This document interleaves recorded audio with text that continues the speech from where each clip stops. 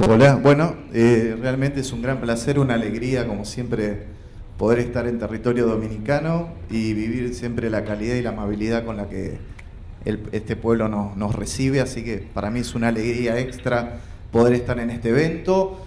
Agradezco particularmente a la Presidencia de la República, al Ministerio de Administración Pública, a las autoridades por permitirme estar en este evento. La idea es tratar de establecer o determinar la correlación entre la lógica de descentralización, participación, desarrollo local, pero para eso querría hacer una breve introducción de lo que fue la evolución del modelo de gestión pública y de Estado. No me voy a remitir, digamos, a siglos anteriores, pero sí voy a establecer el hito de la evaluación o del análisis desde el año 1945, en la segunda posguerra mundial.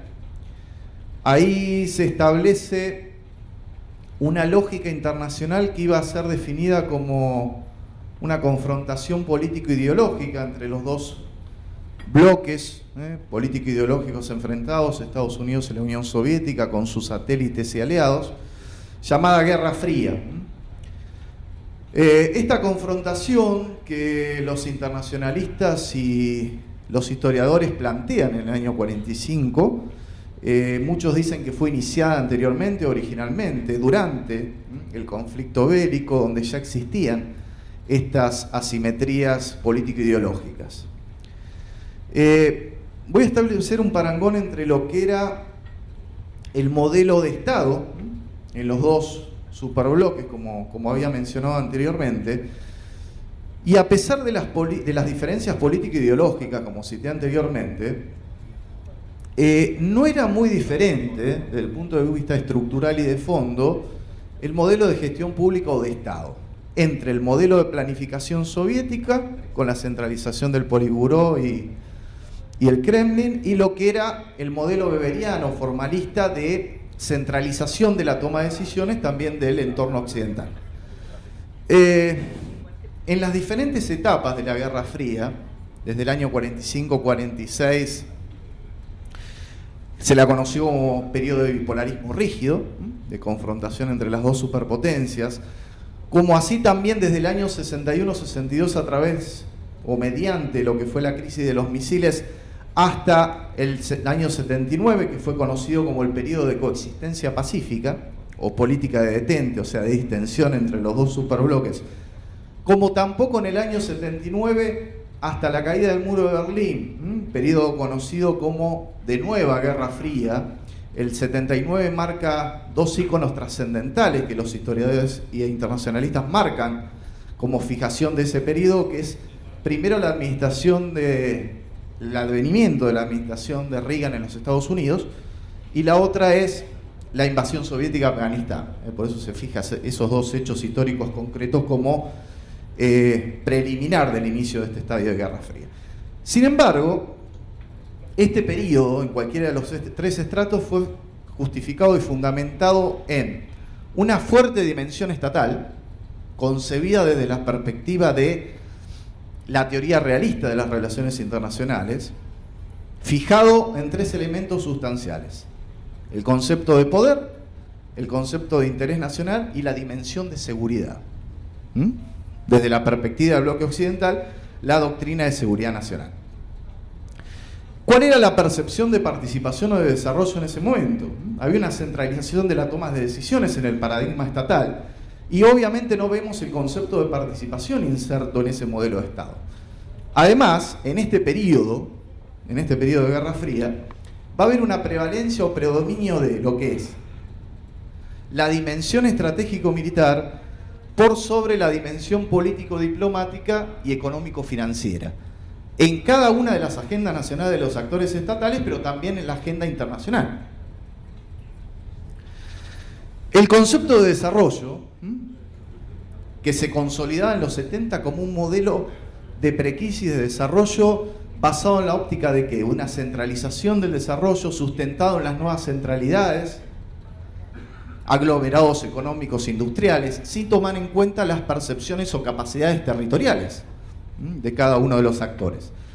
Y era un modelo eminentemente exógeno. En los 80, en los 90, vamos a evolucionar hacia un desarrollo un poco más participativo, articulado, concertado, sustentado particularmente en un modelo endógeno, es decir, tomando las capacidades territoriales y dejando de lado todo el complejo y la estructura económico e industrial.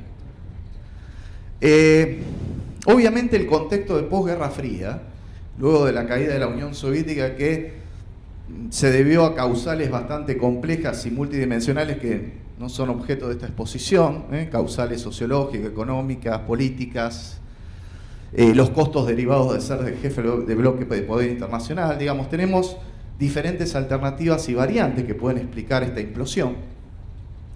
Sin embargo, vamos a reformular lo que es la centralización de la agenda y va a pasar a predominar lo que es la dimensión económico-financiera y comercial por sobre la dimensión político-diplomática y estratégico-militar. Solo interrumpida por un periodo muy corto desde el atentado a las Torres Gemelas en el 2001, donde se va a priorizar precisamente nuevamente la dimensión estratégico-militar por sobre la dimensión económico-financiera. ¿Qué vamos a encontrar en los 90 además? Además del accionar del fenómeno globalizador,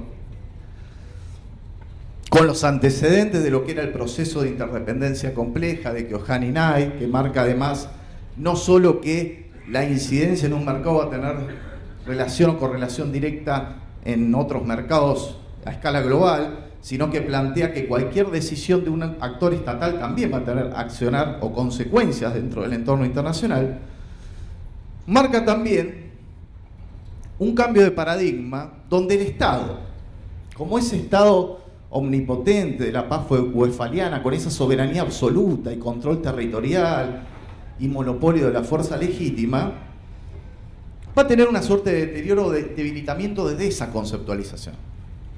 Ya el Estado no va a ser el único actor de las relaciones internacionales. Van a aparecer organizaciones no gubernamentales, sociedad civil organizada y fundamentalmente los actores privados transnacionales, las multinacionales que también van a conformar ese mecanismo o estructura de poder. Obviamente esta limitación del Estado va a generar además una carencia de control territorial en alguna de nuestras latitudes y particularmente, y me parece lo más prioritario, el fenómeno globalizador, que es bastante amplio y que se habló mucho, ¿no?, desde su faceta tecnológica, cultural, económico-financiera, política, va a generar una dualidad muy importante. ¿Cuál es esta dualidad? El dilema de integración-fragmentación. ¿Qué significa esto?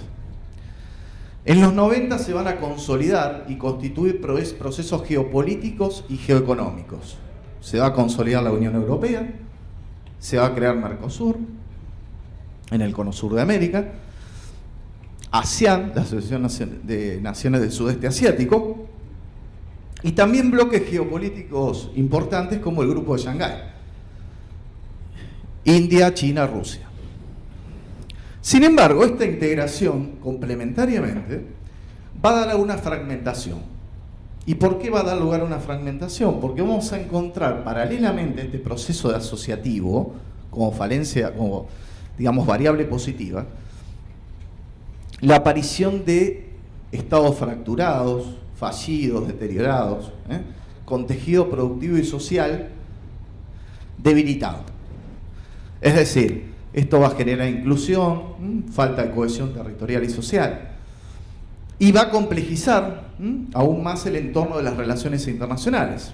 Por otra parte, este debilitamiento, ¿sí?, de la soberanía estatal absolutista va a generar también fronteras más porosas, permeables, que van a incidir sobre el mecanismo de seguridad ciudadana de cada uno de los estados. Ahora, cuando hablamos de centralización o descentralización, es un concepto bastante sensible. ¿Por qué? Porque hay diferentes grados de centralización y de descentralización. Muchas veces se ha asociado a modelos con sistema de gobierno federal, con descentralización, y a modelos unitarios con una centralización pronunciada. Y hay obviamente ejemplos de que no lo marcan así en forma correlativa. Podemos tener, por ejemplo, estados con modelo federal, Brasil, Estados Unidos, México, Argentina, pero con posturas altamente centralistas. Y podemos tener también modelos unitarios, ¿sí?, como Chile particularmente, donde hay intentos de descentralización en determinadas variables, como el sector minero, el sector de salud y educativo. Por eso esto no es una correlación perfecta. Tampoco en Europa lo es. Tenemos modelos asimétricos, como puede ser el español, el francés, el de los cantones suizos, el de los Länder alemanes, y sin embargo, no puede ser identificado un sistema de gobierno federal unitario con centralización o descentralización. Ahora, lo que sí está claro, que el concepto de descentralización involucra, además, el otorgamiento o la delegación de autonomía, pero autonomía plena y semiplena. ¿Qué significa esto? Autonomía política, autonomía jurídica, autonomía técnica y administrativa, y creo que la más relevante, autonomía económico y financiera. ¿Sí? Porque cuando nosotros delegamos atribuciones, competencias y funciones sin la asignación presupuestaria, no es descentralización, es una mera desconcentración de funciones. En nuestros países se dio mucho esto en los 90. Además, como dijo Gregorio hoy temprano también, sustentado en el entorno de lo que fue la usina ideológica del consenso de Washington. ¿Le suenan las recetas del consenso? Minimización del Estado, apertura económica y comercial indiscriminada, ¿sí? Todos variables comunes, digamos, a nuestras latitudes. ¿Acompañados de qué, además? Acompañados de que el Estado, en ese periodo de los 90, ¿sí?, delegó facultades indelegables. Salud, educación, seguridad, administración de justicia, ¿sí? Esto generó estructuralmente exclusión, falta de cohesión territorial y social, ¿sí? Y esto no estoy hablando de un color político particularmente, el gobierno de Menem en Argentina, Sánchez de Lozada en Bolivia, Fernando Henrique Cardoso en Brasil, Bucarán en Ecuador. Digamos, podemos establecer un parangón de lo que fue el mandato del consenso de Washington sobre nuestro entorno latinoamericano. Además de funcionarios que por ahí ideológicamente no comulgaban en su inicio con ese paradigma ideológico. Fernando Henrique Cardoso, uno de los asistentes de Raúl Previs en la CEPAL, uno de los que concibió junto a él la teoría de la dependencia, neomarxista con Teotonio dos Santos en Brasil, ¿sí? Sin embargo, cuando hubo que aplicar las recetas de la economía de mercado, de minimización del Estado y de priorización de la corporación multinacional, se hizo. Está bien, con algunas variantes. Por ejemplo, el partido, obviamente demócrata, de Fernando Henrique Cardoso tenía mayoría en la Cámara de Brasil, las cámaras legislativas, pero no delegó, por ejemplo, el recurso estratégico de su fuente de hidrocarburos, como sí lo hizo Argentina con la privatización. Digamos, esto con variantes dentro de lo que pueden ser definidas como recursos o políticas de Estado. Pero sin embargo, este hilo conductor desde la concepción internacional y que incidió en cada una de nuestras realidades nacionales fue común en este periodo.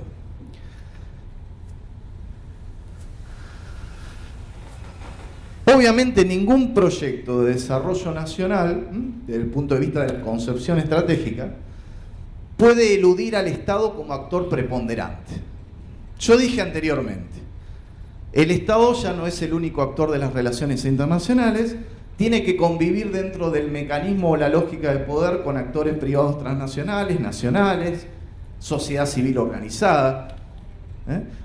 También obviamente debe sumar a estos actores no estatales o subestatales en el concepto del proceso de toma de decisiones, pero sigue siendo el actor relevante, preponderante, que tiene que tener la regulación, la tutela y la iniciativa, ¿sí?, de cualquier política que afecte a la ciudadanía. Y el objetivo, obviamente, de toda política pública, ¿cuál debe ser? La calidad de vida de la ciudadanía, el viejo lema del bien común. ¿Sí? La calidad de vida, optimizar la calidad de vida de la población. ¿Sí? Obviamente que es muy bueno todo el paradigma de nuevas tecnologías, que trajo la faceta tecnológica de la globalización, los servicios de atención a la ciudadanía, la gestión pública 2.0, la 3.0, como se está instrumentando en Colombia particularmente, pero lo que no hay que dejar pasar y que se nos pierda de vista es el objetivo de la política pública, y que está más vigente que nunca el tema o la temática de la institucionalidad, el fortalecimiento de las instituciones, del Estado como factor preponderante. ¿Sí? Obviamente, la participación de los individuos en el proceso de toma de decisiones, como decíamos, la aparición de algunos atisbos de democracia directa, hasta en algunos marcos jurídicos, normativos y constitucionales, en Bolivia, en Venezuela, en Ecuador, particularmente con determinadas variantes, ¿sí? Argentina, siendo un modelo federal de gobierno, no tiene plasmado en su marco jurídico, normativo y constitucional el concepto de participación, salvo en el preámbulo de algunas constituciones provinciales o de las provincias, y haciendo alusión muy someramente a mecanismos de consulta pública en la Constitución, pero sin tener una ley de participación popular, por ejemplo. No solo eso, siendo un modelo de gobierno federal, y es cierto, la reforma constitucional del 94 ha avanzado en otras aristas, como fue, por ejemplo, la temática de derechos humanos, la incorporación de tratados nacionales, del Pacto de San José de Costa Rica, digamos, y algunos conceptos innovadores, pero no el concepto de participación de los actores no estatales. Y un modelo federal como es Argentina, el 70% de los recursos de la administración del presupuesto nacional son administrados por el gobierno nacional. El 22 o el 23% por las provincias, los niveles intermedios jurisdiccionales de gobierno, y solo el 7 u 8% por los municipios. Esto no es potestad exclusiva o particular del gobierno de turno, esto se viene profundizando desde los 90. El proceso de descentralización argentino asume y data de el año 45, perfeccionado hasta en los gobiernos militares, ¿sí? Una descentralización, digamos, mal llamada descentralización desde el punto de vista de la retórica, y profundizado en los 90. Sin embargo, los gobiernos de turno, a nivel nacional, han concentrado y centralizado la disponibilidad de recursos. Esto obviamente de forma prevista y planificada, para el manejo de la caja política, para premios y castigos con distritos o provincias, digamos, opositoras, premiando y castigando, ¿sí? Entonces, cuando nosotros hablamos del modelo federal y modelo unitario, no se correlaciona directamente con centralización o descentralización.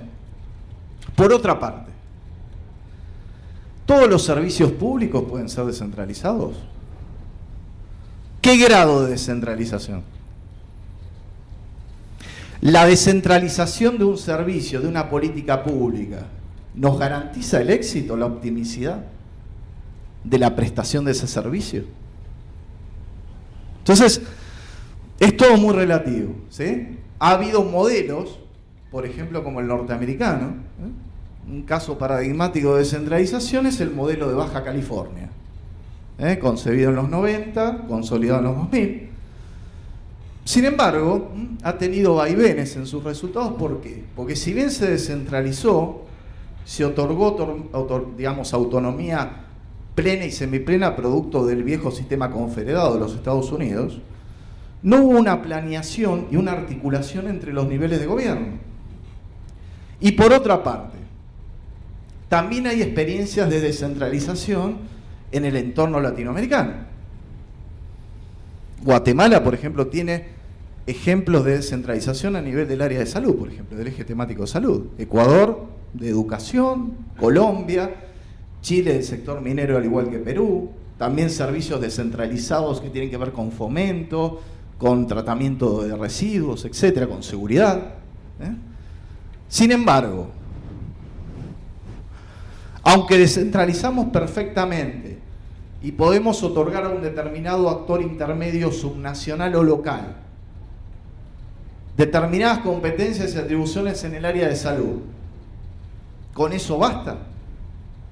Estamos hablando de un entorno guatemalteco donde tenemos, según las últimas estadísticas, cerca del 70% bajo la línea de pobreza. Entonces, ¿basta con la descentralización, con la autonomía plena y semiplena? ¿O es necesario primero una consolidación y fortalecimiento institucional de los gobiernos hacia los que vamos a trasladar?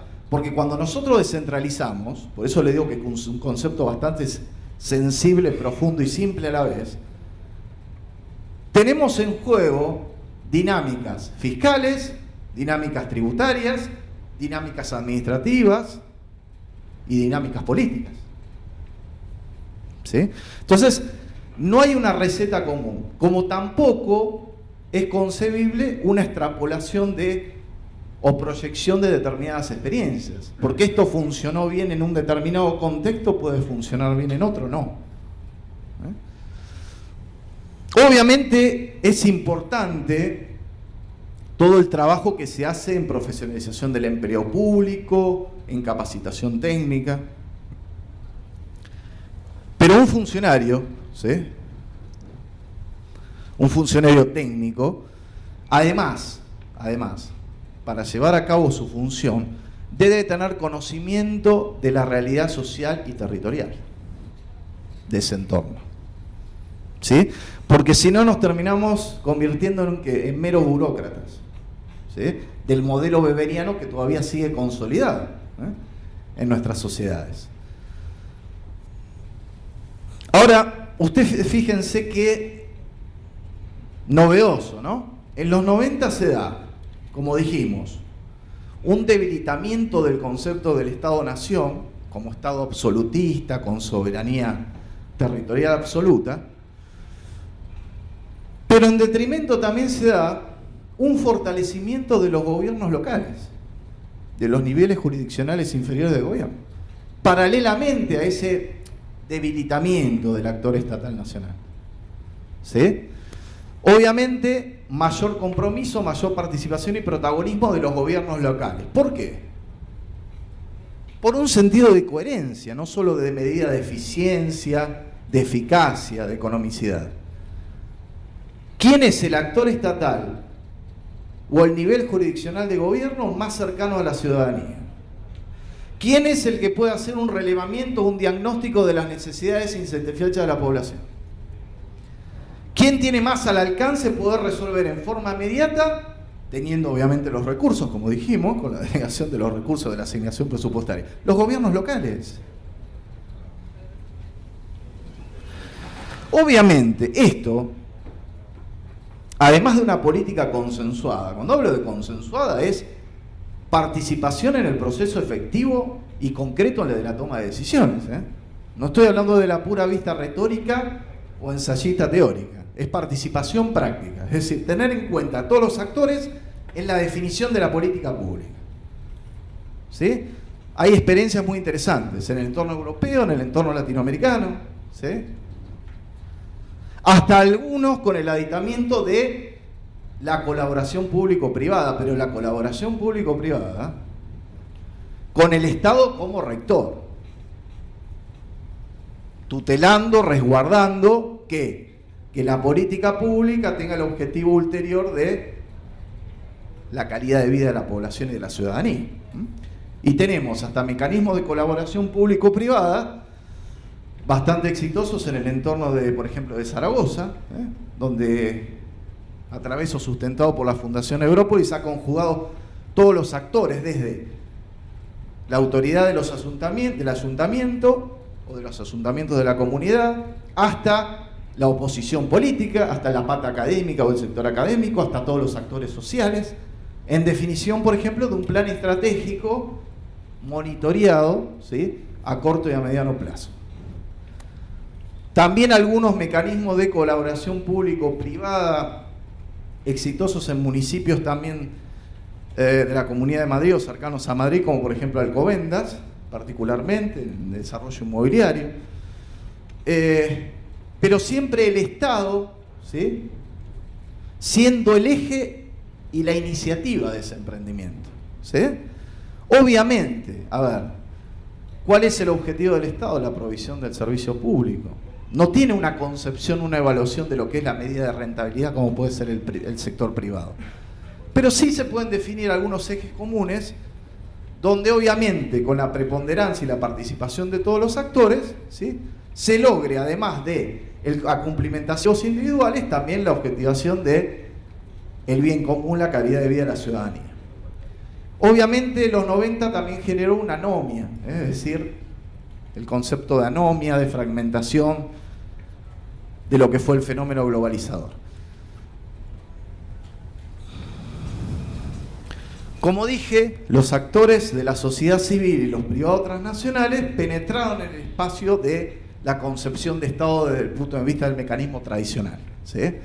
Por eso esa limitación, ese acotamiento, ese debilitamiento del actor estatal como actor preponderante.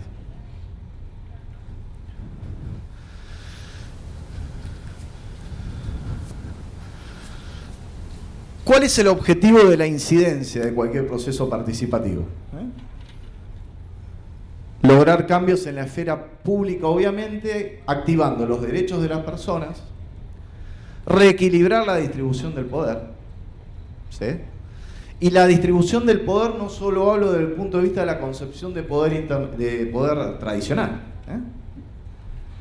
la redistribución del gasto, por ejemplo, la eficacia del gasto. Muchas veces hemos sentido y hemos a determinados analistas que evalúan lo que es la variable de la corrupción organizada y estructural en el entorno latinoamericano, que existe, la preocupación existe. Tal es así que el Grupo de Acción Financiera Internacional, el GAFI, ya hace varios años en sus últimas recomendaciones manda a prestar el centro de la atención en la legitimación de activos, el blanqueo de capitales o el lavado de dinero de fondos provenientes de la corrupción en el entorno público. Por supuesto que existe. Ahora, para que vean un indicador concreto y palpable, de cada peso que en Argentina se dedica al desarrollo social, ¿saben cuánto llega en forma concreta a la canalización de la política pública? 20 centavos. Y esto no solo obedece a la corrupción organizada y voluntarista del poder de turno, obedece a ¿qué? A la ineficiencia y la ineficacia institucional. Entonces yo me pregunto, como concepción no tradicional, la ineficiencia, la ineficacia, el traslado o la delegación de funciones, aunque sean con los recursos, a determinados actores que no cumplen con la condición de institucionalidad o fortalecimiento institucional, ¿no es corrupción también indirectamente? La ineficacia o la falta de expertise técnica de los funcionarios, y con expertise técnica no me precisamente refiero, ¿sí?, a titulaciones de orden académico, ¿sí? Eso también es corrupción. Obviamente en toda variable trascendente de la política de participación encontramos actores, implementación, evaluación, mejora de las relaciones, impacto sustantivo de aprendizaje y, lo más importante, monitoreo y evaluación, ¿sí? Si yo concibo un planeamiento estratégico, ese planeamiento estratégico tiene que ser adaptable a los cambios de contexto. Y hay que reformular esos objetivos y esas premisas estratégicas en función del contexto y de la realidad. Y obviamente no aplicar experiencias foráneas que pudieron haber sido muy exitosas en un entorno, pero que no tienen en cuenta la realidad territorial. Obviamente, ¿cuál es la esfera ideal para el desarrollo de esta política? La esfera local, como yo decía. ¿Cuál es el gobierno más cercano a la comunidad? El más competente para resolver las demandas insatisfechas. El ayuntamiento, el municipio, el gobierno local, sin ningún tipo de duda, en articulación o planeación con los otros niveles de gobierno. ¿Sí? Como pasa actualmente en Brasil, donde a pesar de la confrontación política e ideológica, hay determinadas políticas de Estado en las que confluyen el gobierno central o federal, los gobiernos estaduales y los municipios. ¿Sí? Independientemente después de las chicanas o confrontaciones político-ideológicas. Y con entorno eleccionario que pueden llegar a suceder. Obviamente se abandona el paradigma de las tecnologías poco difusoras, de ese modelo exógeno de desarrollo, en función de preponderar que las capacidades territoriales, las condiciones y los privilegios de cada entorno territorial para propender al desarrollo. Pero el concepto per se de descentralización no ayuda para crear un modelo exitoso de optimización de la calidad de vida de la ciudadanía. La descentralización es una herramienta, como lo son las nuevas tecnologías, como son los nuevos paradigmas de la gestión pública, ¿sí? Pero son herramientas, son vehículos, ¿sí? Tenemos que fortalecer, como yo les decía, la variable institucional. El tema del fortalecimiento institucional y la generación de capacidades no es un tema de que pasó de moda de los 90, es más vigente que nunca. Si no, digamos, no consensuamos que es un concepto, ¿sí?, vital, ¿sí?, acompañado a los nuevos modelos de gestión, estamos en una concepción errónea, ¿sí? Todavía tenemos actores institucionales, ¿sí?, donde ni siquiera tenemos el fortalecimiento de sus capacidades, ni siquiera tenemos su perfil de desarrollo local. El 70% de los municipios de Argentina no tienen perfil de desarrollo local. No tienen marca de municipio, no se sabe cuál es su horizonte estratégico temporal. No que tienen un perfil de desarrollo local perimido, abrupto, ¿sí?, que ha pasado de moda. No tiene la concepción y el direccionamiento de desarrollo local. ¿Sí? Encontramos municipios con autonomía financiera cercana al 90%, es decir, la relación entre recursos propios y recursos totales, y encontramos municipios con autonomía financiera del 7 u 8%, que dependen ¿de qué? De las transferencias y los regímenes de coparticipación de los gobiernos superiores. ¿Y qué pasa cuando los gobiernos superiores priorizan la variable política? Estamos dependientes de que el papá Estado-Nación, como existía la vieja concepción tradicional de los 70 y los 80, nos giren los fondos para poder aplicar política pública. El 85% de los municipios en Argentina son de menos de 15.000 habitantes. ¿Qué significa esto?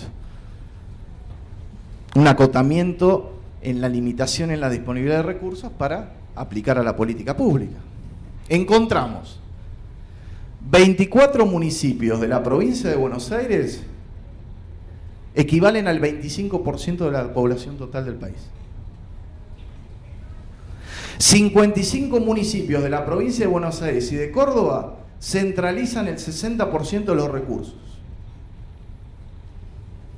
Tenemos municipios de 1.000 habitantes y un municipio como La Matanza en la provincia de Buenos Aires de cercano al 1.800.000.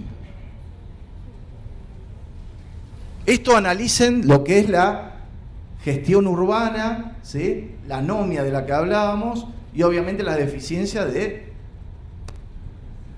las megápolis. Obviamente la armonización y la convergencia entre lo público y lo privado. Obviamente también el concepto de innovación es muy importante. Sí, el concepto de innovación, de creatividad, tan en moda en Europa y que está en moda también en el entorno latinoamericano. Pero empecemos por el fortalecimiento institucional.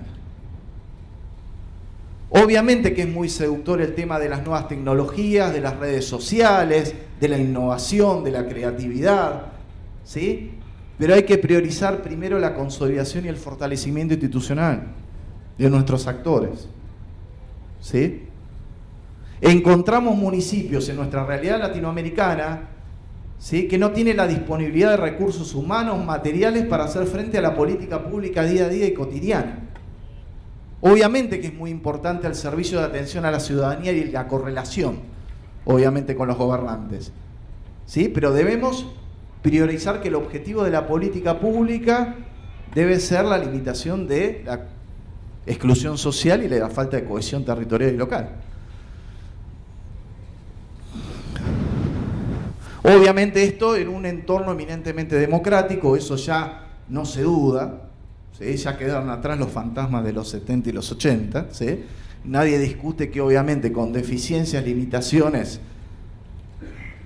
el sistema democrático debe ser el entorno, la gobernanza democrática y el fortalecimiento institucional, el eje principal del desarrollo de cualquiera de nuestros gobiernos, ¿no? El empoderamiento de los agentes determinantes, lo puse a propósito porque para mí es un término bastante polémico el de empoderamiento. ¿Por qué? Empowerment, ¿no? Empoderar al ciudadano. ¿Cómo vamos a otorgar o empoderar al ciudadano si realmente el ciudadano tiene el poder? No necesito asignarle el poder, no necesito empoderarlo. El ciudadano es el que tiene el poder, ¿sí? Es la lógica reversa que el sistema político quiso instalar y consolidar, pero en realidad el poder es del ciudadano, de la iniciativa popular. Y esto no estoy hablando de democracias eminentemente participativas, democracias representativas como la nuestra. El poder es del pueblo, ¿sí? El objetivo de la política pública, el concepto de servidor público, servir, ¿sí?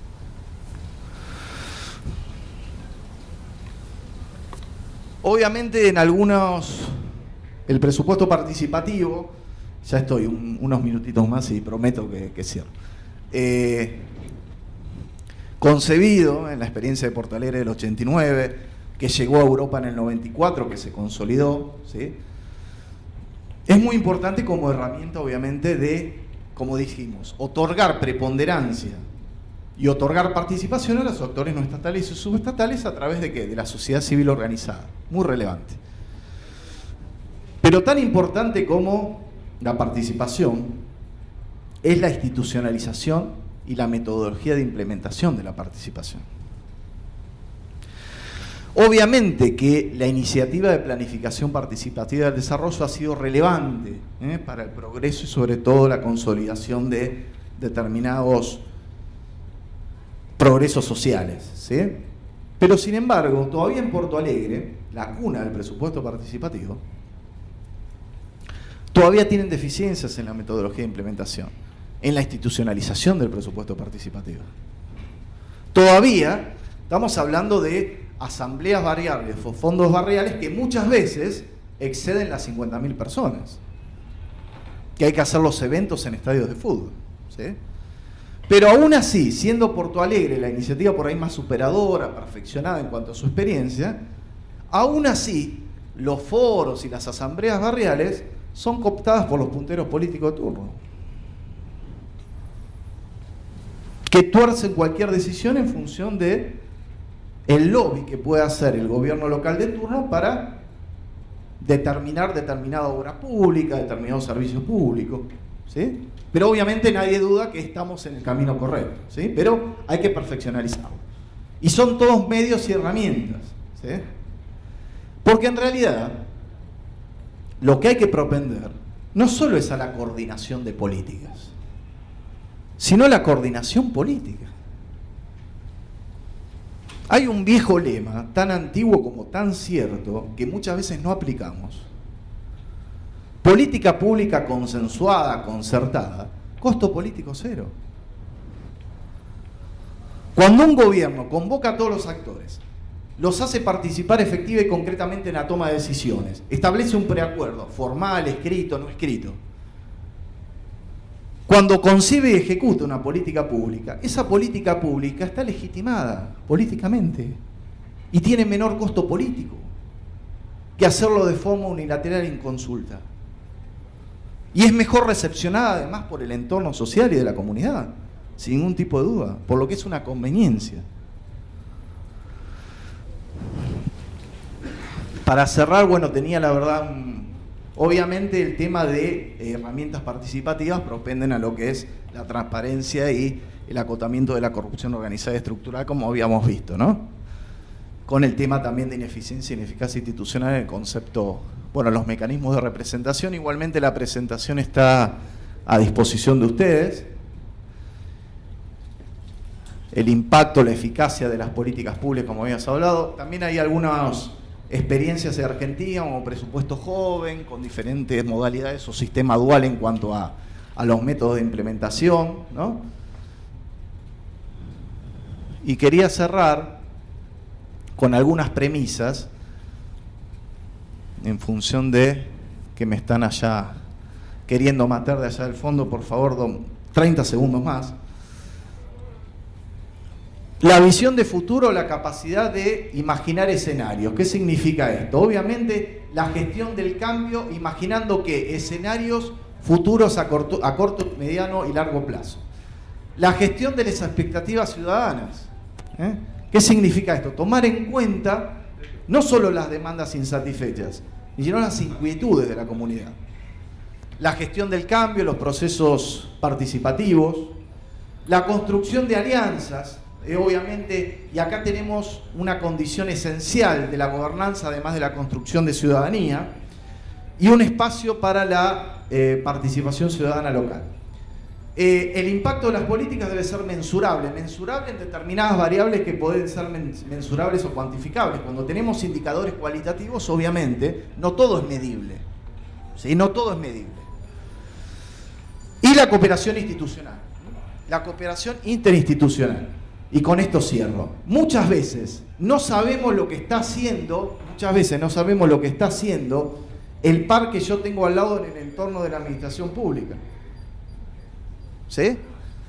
Qué difícil que muchas veces en nuestras realidades, y nos pasa muy seguido en Argentina, ¿sí?, hacer una reunión interministerial, intraministerial, algo que debería ser por ahí común, ¿sí?, corriente de trabajo cotidiano. Nosotros teníamos, por ejemplo, en el gobierno de la provincia de Buenos Aires, funcionarios por ahí enfrentados políticamente dentro de la misma coalición. Entonces, ¿a qué apelaban? Al no saber lo que estaba haciendo el otro, superposición de funciones, ¿sí?, proyectos que se estaban haciendo en forma unilateral, paralela, ¿sí?, sin la correlación respectiva. ¿Por qué? Por egos personales, por ahí, por cuestiones políticas ideológicas, ¿sí? Entonces, ¿eso qué genera además? ¿Sí? Ineficacia, ineficiencia institucional, con incidencia ¿en qué? En la variable económico-financiera, porque eso tiene impacto, es mensurable. Cuando nosotros duplicamos esfuerzos, ¿sí?, estamos restando o mermando, ¿sí?, gasto social que puede ser aplicado a una determinada política pública de alguien que está excluido. ¿Sí? Por eso hablaba hoy de profesionalización y de competencia técnico-profesional, que no tiene que ver con título académico. Tiene que ver con actuar en un entorno de profesionalismo para aplicar y concebir una política pública. ¿Sí? Y para cerrar, obviamente, quería decir que requerimos no solo, como dije, de coordinación de políticas, sino de una coordinación política, ¿sí?, de intercambio de experiencias. Y este es un ámbito ideal, ¿sí?, obviamente, para enriquecer esas experiencias. Como dije, obviamente sin extrapolar o proyectar determinadas experiencias en otro contexto territorial que por ahí no puede funcionar, pero sí con una visión superadora, ¿sí? Y obviamente dejarles nuevamente el mensaje: son muy buenas las nuevas tecnologías de información, son muy buenos los servicios de atención a la ciudadanía, es muy bueno aplicar las nuevas concepciones de la teoría de la administración pública, si eso tiene calidad, si tiene plena incidencia sobre la calidad de vida de la ciudadanía. Pero más importante es el fortalecimiento institucional y la gobernanza democrática que debemos aplicar en todos los niveles de gobierno. Muchas gracias. A disposición, me quedó corto el tiempo. Perdón, muchas gracias.